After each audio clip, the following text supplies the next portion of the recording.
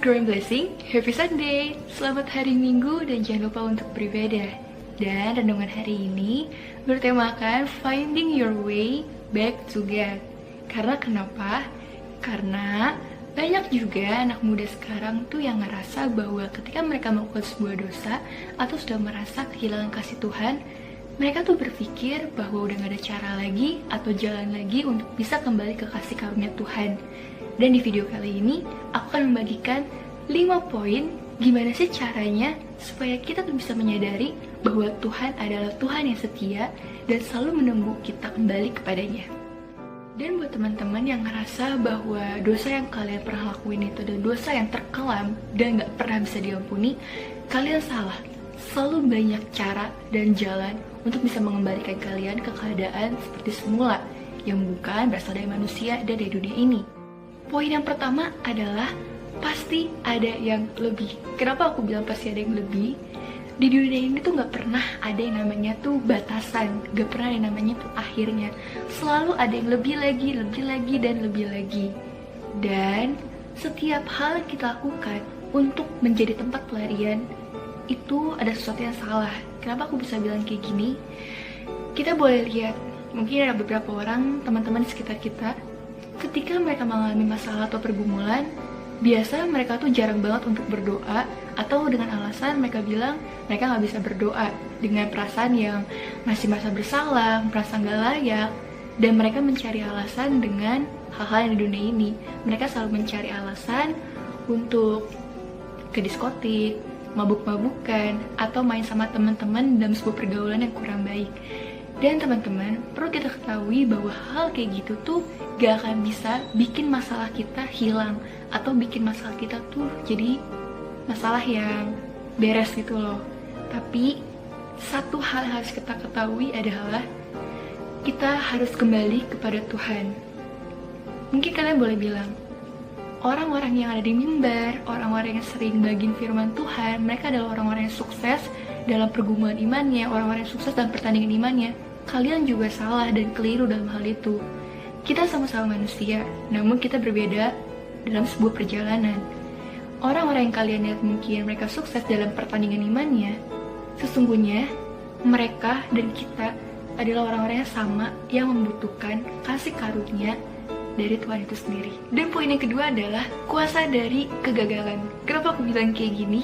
Balik lagi, saat kita sudah melakukan kesalahan dan melakukan hal-hal yang gak sebenarnya kita rencanakan, dari mulai kita bangun pagi, pasti kita punya dong rencana-rencana apa yang bakal kita lakuin dalam keseharian ini. Aku sering banget berdoa sama Tuhan, Tuhan, pimpinlah langkahku, pimpinlah dan sertailah aku saat aku ingin mengambil sebuah keputusan. Tapi gak jarang juga loh, dalam perjalanan itu ternyata ya aku melakukan sebuah kesalahan juga. Dan saat aku melakukan sebuah kesalahan, gak jarang juga kadang aku mikir dan aku bilang kayak gini sama Tuhan, andai aja aku bisa ngulang kembali. Dan kabar baiknya buat kita semua adalah Tuhan mengizinkan dan Tuhan pun mau kita untuk mengulang kembali. Kalau dunia ini kita sering dibilang kita melakukan sebuah kesalahan, aku memberikanmu 3 kesempatan untuk mengulangi kembali. Tapi ternyata Tuhan tuh beda. Tuhan tuh selalu mau saat kita jatuh dalam sebuah kesalahan, dalam dosa, gak peduli kapanpun waktunya, kapanpun harinya, dan berapa kali pun kita melakukan sebuah kesalahan, atau lebih 70 kali kita melakukan sebuah kesalahan, Tuhan selalu mengizinkan dan menginginkan kita kembali untuk dapat ke jalan yang benar. Di poin selanjutnya adalah kamu gak bisa berjalan sendirian. Kalian membutuhkan orang lain dalam proses pertobatan kalian. Ketika kalian mengaku sama Tuhan bahwa kalian mau sungguh-sungguh untuk bertobat dari dosa-dosa kalian dan sungguh-sungguh ingin untuk disembuhkan dari dosa-dosa kalian, ingat, langkah selanjutnya adalah membutuhkan pertolongan dari sesama kalian. Kenapa harus dari sesama kalian? Kenapa memang gue gak bisa jalan sendiri? Emang gue gak bisa untuk menuntun kehidupan gue sendiri sama Tuhan?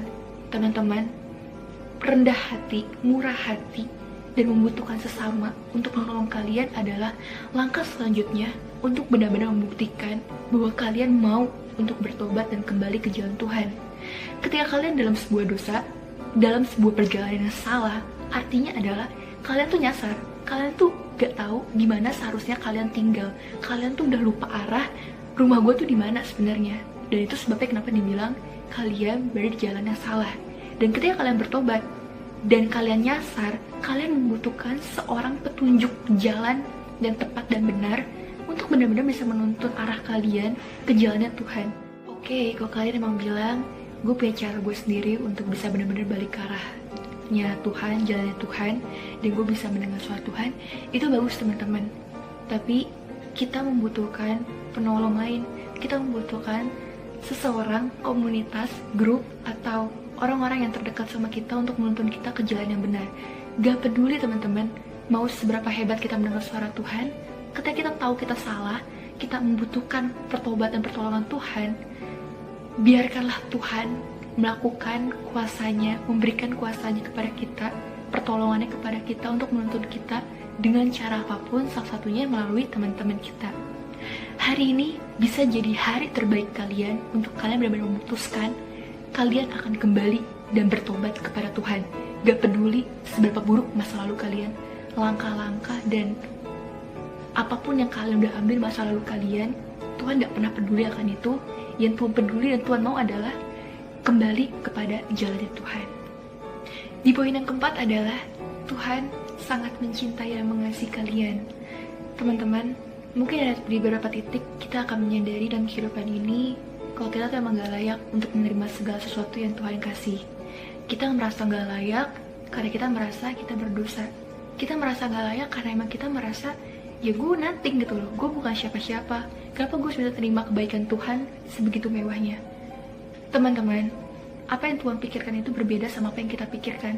Dan apa yang kita mau itu berbeda sama apa yang Tuhan inginkan juga.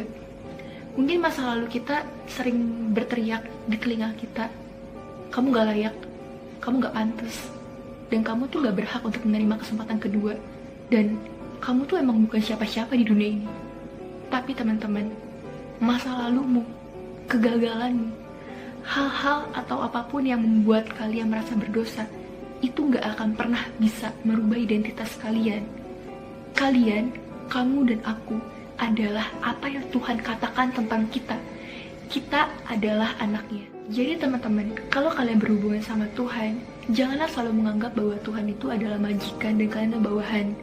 Tuhan mau kita itu menganggap dia sebagai bapak kita. Tuhan mau kita tuh menganggap dia itu sebagai ayah kita.